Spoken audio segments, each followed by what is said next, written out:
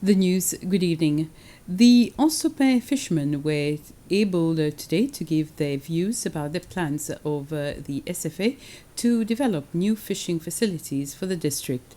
These new facilities, which will include a new fish market and ice plant, will be built where the current fish market is located, opposite the Ensopin District Administration Office.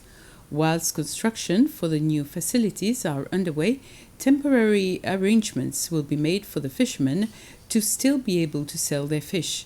The project will cost around 16 million rupees, and it's the European Union which will be financing it.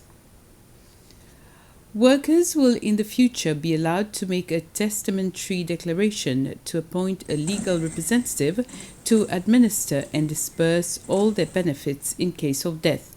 Cabinet on Wednesday approved amendments being proposed to the Employment Act to allow for the manner in which payment of death benefits of workers will be made. The benefits include compensation, leave dues and salary. The amendment will be presented to the National Assembly before the end of the year. As a continent, up to now, Africa has officially recorded a little over 5 million cases of COVID-19 and registered 136,000 deaths related to the pandemic. The director for the Center for Disease Control and Prevention, Dr. John Nkengasong, says what is unique with the COVID-19 situation in Africa is that right now some 15 countries on the continent are entering a third wave and a couple of them even entering a fourth wave.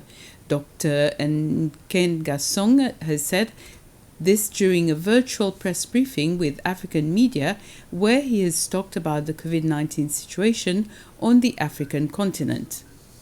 So it's extremely uncertain times that we are living on the continent. Just a few weeks ago, we saw a trend, a downward trend, and then suddenly an aggressive upward trend, and we don't know where the peak will be. But what we know for sure on the continent is that we've gone now through three waves, and a wave is, the peak of any wave is usually higher than the previous wave, and there are usually more deaths resulting from the waves. If we look at the first wave on the continent, it was very difficult to find people who knew people that have died of COVID. But now it is very common to know, nearly everybody knows of somebody who has died of COVID on the continent. And there are certain hotspots that are extremely troubling. I think that is one. The second thing is generally, globally, what the lessons, at least the key lessons we've learned from this pandemic is the connectivity that we are as humanity and as a planet. The vulnerability that this virus has taught us that we are very, very vulnerable, very, very interconnected, regardless of where we are, whether you live in the global north or you live in the global south, and the inequities that exist within the continent, between countries and between regions. I think that is clearly, we knew they were there, but this virus has further exposed that in an unprecedented manner.